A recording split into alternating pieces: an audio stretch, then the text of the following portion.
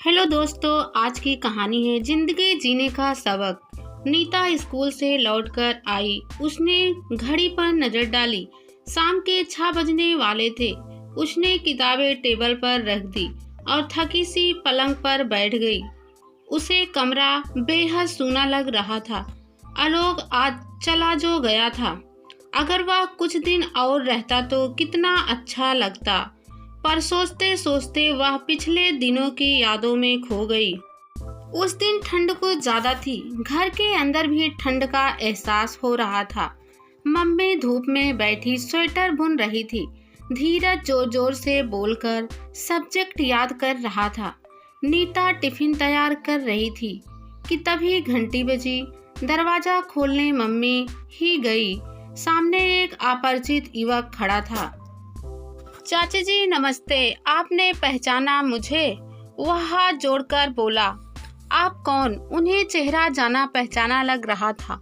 मैं राम सिंह जी का बेटा आलोक। वह बोला, अरे तुम राम सिंह भैया के बेटे हो?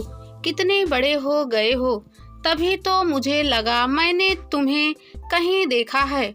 वह हंसकर बोली, बेटा अंदर आओ ना। वह दरवाजे से एक तरफ हट गई। आलोक ने बैग कंधे से उतार कर नीचे रख दिया, फिर आराम से सोफे पर बैठ गया। उसने एक पत्र अपनी जेब से निकालकर मम्मी को दिया। अच्छा, तो तुम यहाँ पीएससी की परीक्षा देने आए हो? पत्र पढ़ते हुए मम्मी ने पूछा। जी चाची जी, उसने आदर से कहा। ठीक है, इसे अपना ही घर समझो। फिर मैं रुक कर बोली, अरे नीता बिटिया, देख कौन आया है, और सुन चाय भी बना ला। नीता की समझ में कुछ नहीं आया कौन है। देखने के लिए वह बाहर आ गई। बेटी, यह आलोक है, तेरे बचपन का दोस्त। जानती है, एक बार इसने तेरी चोटी रस्सी से बांध दी थी। मुश्किल से बाल काटकर खोलनी पड़ी थी। मम्मी ने हंसकर बताया। मम्मी जी, मुझे तो कुछ याद नहीं, कब की बात है? नीता ने पूछा। उस दिन तेरा जन्मदिन था। बड़ी अच्छी फ्रॉक पहन 2 चोटी करके तू आलोक को बताने गई थी। आलोक उस समय तो कुछ नहीं बोला। मैं इसकी माँ के साथ बातों में लगी थी कि तभी इसने चुपके से तेरी चोटी बांध दी थी। माँ ने याद दिलाया। अब मुझे याद आ गया। आलोक अचानक बोला, नीता मुझे माफ करना, अब ऐसी गलती नहीं करूँगा। नीता शर्माकर अंदर चाय बनाने चली गई। आज से करीब 12 साल पहले नीता और आलोक के पापा विजयनगर में आसपास रहते थे। कॉलोनी में उनकी दोस्ती की अक्सर चर्चा हुआ करते थे। दोनों की जात अलग अलग थी, पर विचार एक से थे।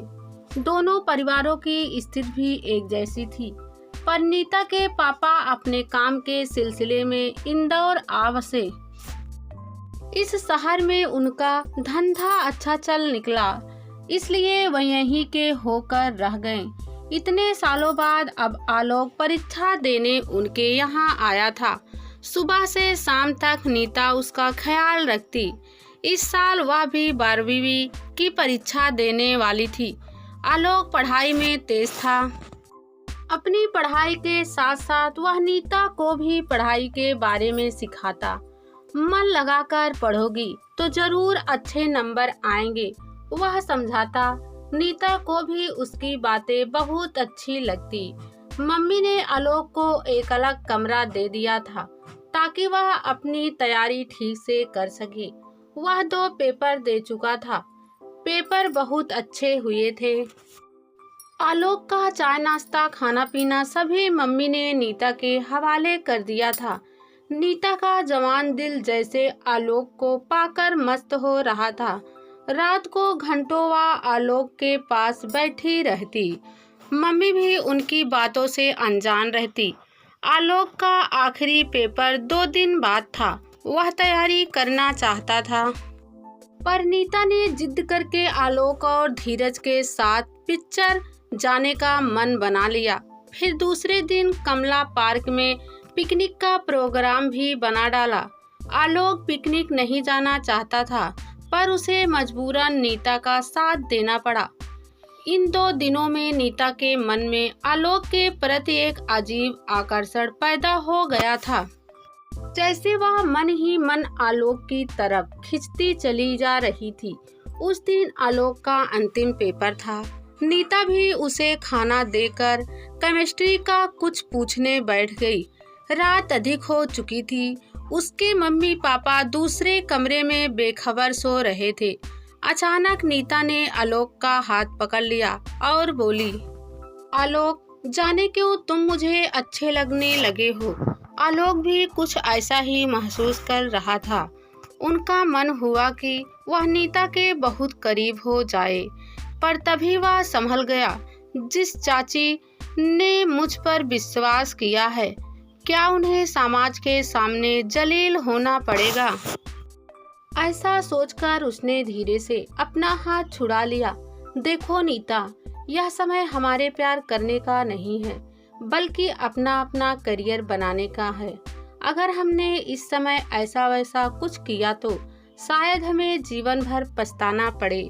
इसलिए मैं तो कहता हूँ कि तुम 12वीं में अच्छी नंबर लाओ। मैं भी नौकरी की तैयारी करता हूँ। मैं तुम्हें विश्वास दिलाता हूँ कि नौकरी करते ही सबसे पहले पिताजी को तुम्हारे घर भेजूंगा, हमारे रिश्ते की बात चलाने के लिए। उसने नीता को समझाया। हाँ आलोक, मम्मी भी मुझे डॉक्टर बनाने का सपना देख रही है। अच्छा हुआ जो तुमने मुझे सोते से जगा दिया। वह शर्मा कर बोली। थोड़ी देर चुपी रही। मैं कल पेपर देकर चला जाऊंगा। मुझे एक इंटरव्यू की तैयारी करनी है। अब तुम अपने कमरे में जाओ, रात बहुत हो चुकी है। मुस्कुराते हुए आलोक बोला। नीता भी मन में नई दिशा में बढ़ने का संकल्प लेकर अपने कमरे की ओर चल पड़ी।